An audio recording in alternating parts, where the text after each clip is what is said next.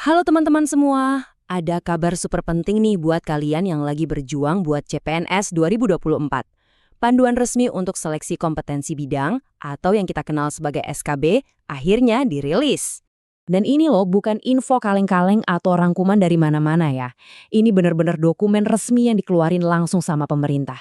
Jadi ini adalah senjata utama kalian buat persiapan. Gimana? Ngerasa pusing, deg-degan, campur aduk, mikirin tes paling penting dalam karir kalian? Wajar banget kok. Tapi tenang, kita di sini akan bantu ubah semua kebingungan itu jadi strategi yang jelas. Jadi SKB itu apa sih sebenarnya? Gampangnya gini deh, ini tuh gerbang terakhir. Setelah kalian lolos SKD yang nguji kemampuan dasar, nah di SKB inilah kalian buktiin kalau kalian emang ahlinya di bidang yang kalian lamar. Jadi, jangan anggap dokumen ini kayak buku tebal yang bikin pusing ya. Anggap aja ini GPS kalian, peta yang bakal nuntun kalian langkah demi langkah buat belajar. Oke, biar nggak bingung, kita bakal kupas tuntas panduan ini. Ada 5 bagian utama.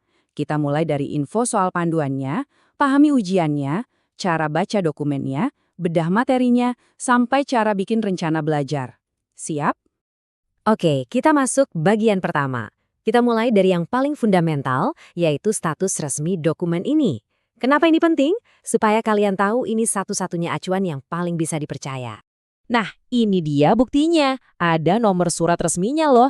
Ini nunjukin kalau semua yang kita bahas di sini tuh sumbernya valid banget, langsung dari pemerintah. Jadi kita bisa tenang dan fokus.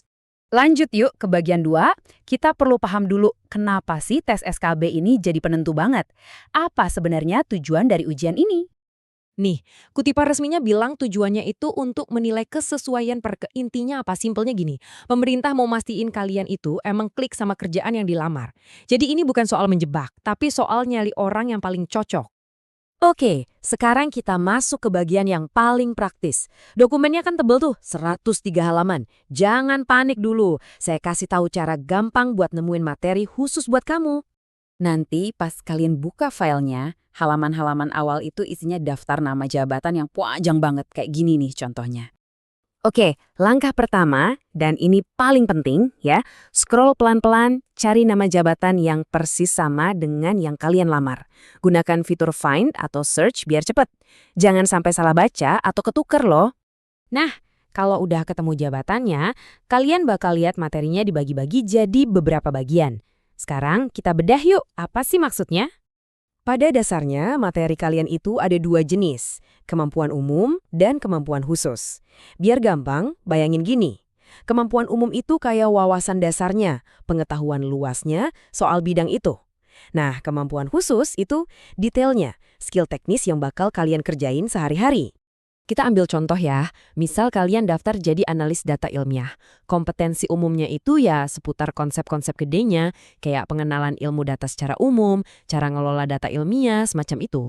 Nah, untuk kompetensi khusus, nih, ini baru masuk ke dapurnya. Kalian harus paham soal pengumpulan data, manajemen data, database, data mining, benar-benar skill teknis yang bakal dipakai kerja nanti. Jelas kan bedanya? Contoh lain yuk. Administrator kesehatan.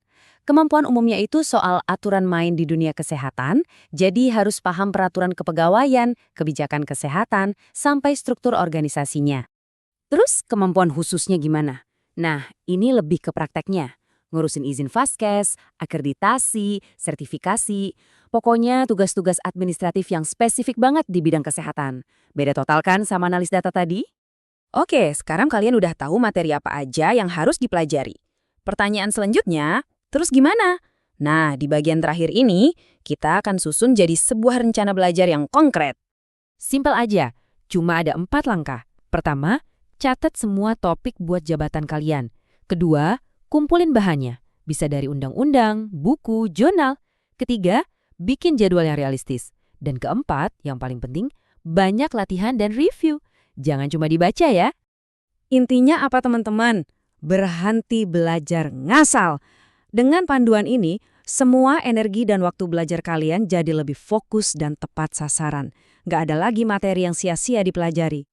Dan jangan lupa ya, semua perjuangan ini punya tujuan yang mulia. Seperti yang tertulis di sini, tujuannya adalah mewujudkan PNS yang bersih, kompeten, dan melayani. kalian adalah bagian dari tujuan besar itu. Jadi, petanya udah di tangan kalian. GPS-nya udah nyala. Pertanyaannya sekarang, kalian siap nggak untuk memulai perjalanan ini? Ayo, semangat! Semoga sukses ya!